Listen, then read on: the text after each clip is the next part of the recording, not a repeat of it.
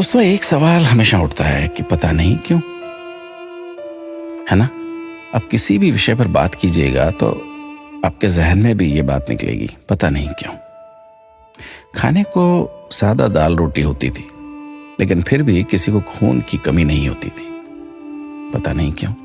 School में अध्यापक खूब कान खींचते थे, डंडों से पिटाई होती थी, लेकिन कोई बच्चा स्कूल में डिप्रेशन के कारण आत्महत्या नहीं करता था, पता नहीं क्यों।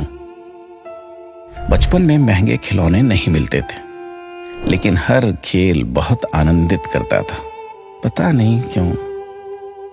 घर कच्चे होते थे, कमरे कम होते थे, लेकिन माता पिता कभी वृद्धाश्रम नहीं जाते थे, पता नहीं क्यों। घर में गाय की, कुत्ते की, अतिथि की, मेहमानों की रोटियां बनती थी, फिर भी घर का बजट संतुलित रहता था। फिर भी महिलाएं पूर्ण रूप से, संपूर्ण रूप से स्वस्थ रहती थी, पता नहीं क्यों। भाई भाई में, भाई बहनों में अनेक बार खूब झगड़ा होता था, आपस में कुटाई तक हो जाती थी, परंतु आपस में मन मुटाव कभी नहीं होता था, पता नहीं क्यों। परिवार बहुत बड़े होते थे, पड़ोसियों के बच्चे भी दिन भर खेलते थे, फिर भी घरों में ही शादियां होती थी, पता नहीं क्यों।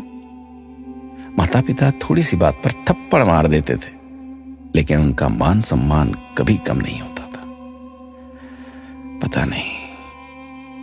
ऐसे अनेक क्यों के सवाल दिल में उठ रहे हैं। आप सभी तक इस क्यों को पहुंचाने की कोशिश कीजिए। शायद फिर से पहले जैसा सौहार्दपूर्ण वातावरण, आपसी प्रेम, एकता का माहौल बने। एक एक 11 होते हैं। अपना ख्याल रखिएगा।